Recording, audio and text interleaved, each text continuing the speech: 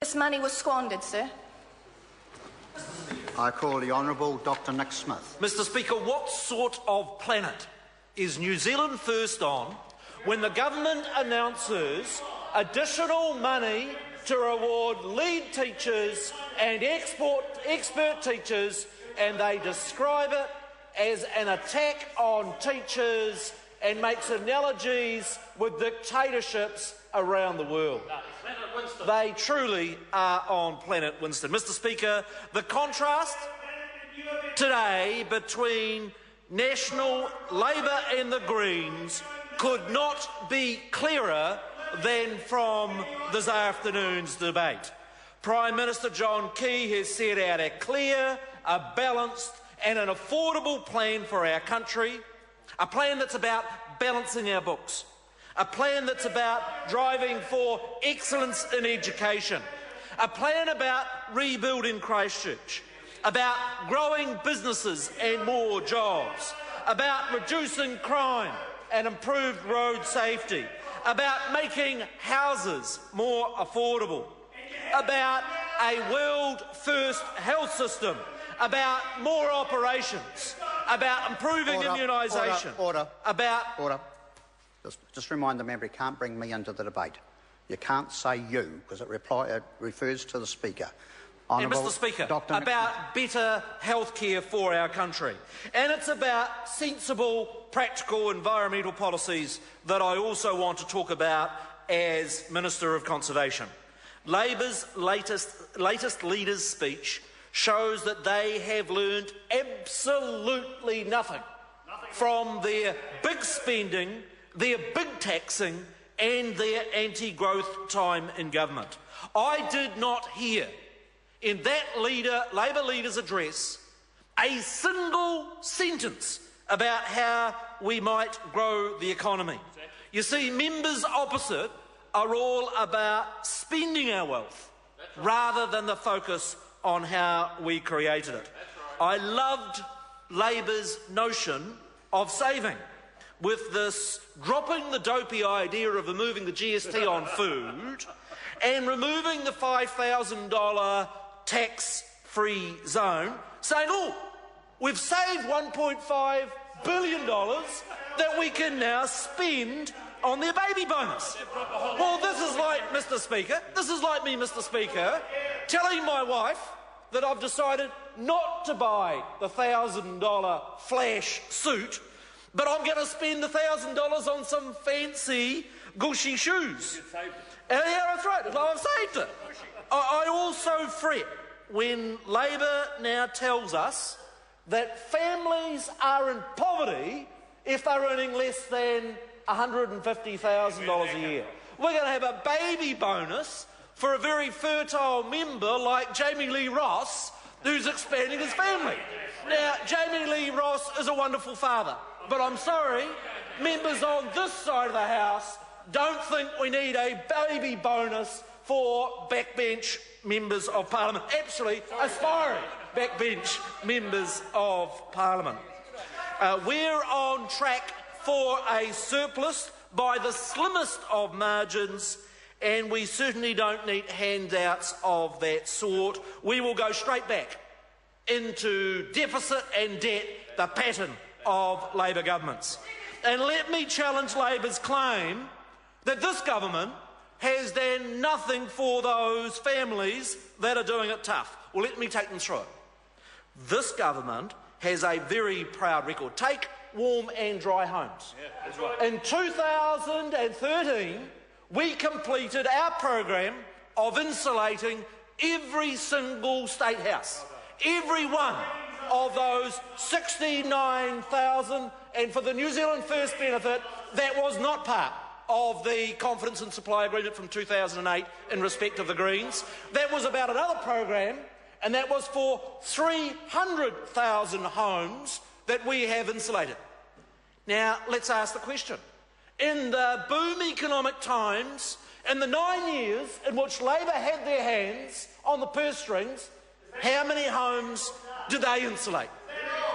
Very, very few. Less than 2% of what this government has done in far tougher times. And they've got the gall They've got the gall to say it's they who have a monopoly on caring. Let's go another area. Child immunisations. What was the child immunisation rates when we came to government? They were less than 80%. They were comparable with third world countries. And you know what? We now have child immunisation rates of above 95%. And you know what I really celebrate? Pacific Island and Maori rates of immunisation are now even above European levels, and some of the best, having gone from some of the worst in the world. And I congratulate Tony Ryle and the health team for what they have done in that space. And let's take the government's latest efforts on rheumatic fever, giving families priority for state housing to address that. The strategy that we've worked together with the Maori Party on addressing that third world disease is part of our program for dealing with disadvantage. Now, every member in this House would know that it is a good principle and a quality teacher that is the real breaker of poverty. The real breaker of poverty, and that's why this government is backing the incentives for improving the quality of our teachers and the quality of our school leadership.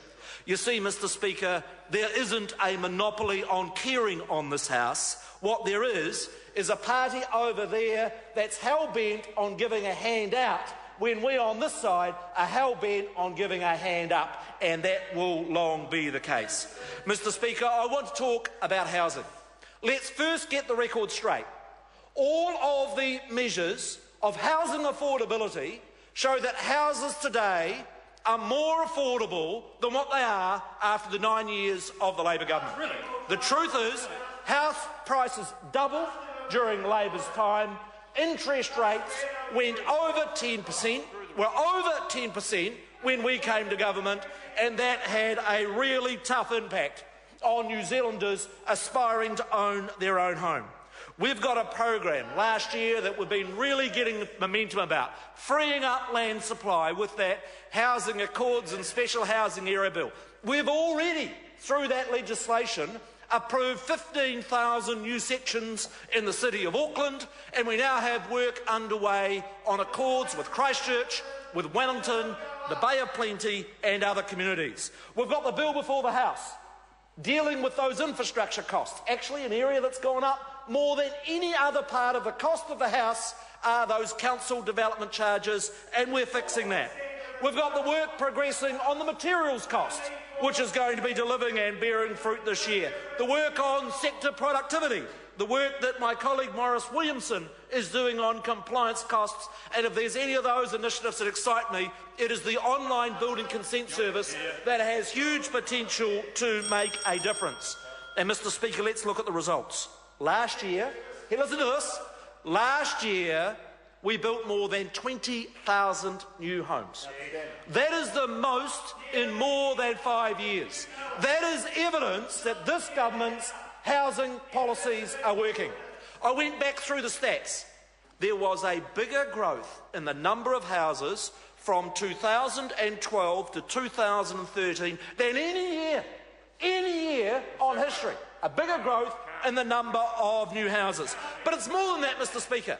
We're committed this year and next year to building 1,000 extra state houses in both years. 1,000 houses in both years. That's more new state houses in more than a decade. And as well as that, we are partnering with the community sector to build community houses, and we're going to do 300 of those this year, and that is a biggest record ever in terms of growth of the community housing sector. Mr. Speaker, the last area I want to cover is the Prime Minister's speech about conservation and the goals for this government to create a record number of marine reserves this year. A record number of marine reserves this year. Mr. Speaker, I do have to challenge both parties opposite. Extraordinary comment. They said that National is allowing deep-sea drilling without any environmental rules. That's the claim they've made. Let's tell the truth. Let's tell the truth.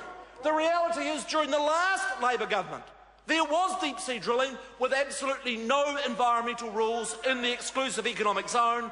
It is this government that has passed that EEZ legislation and set up the EPA to ensure that there are checks. with the subantarctic islands, with Akaroa, with our initiatives on the west coast and in Kaikoura, we are going to be making more progress on marine conservation in any year, again furthering the balanced program this government has. I call the Honourable Annette King. Mr. Speaker, can I first of all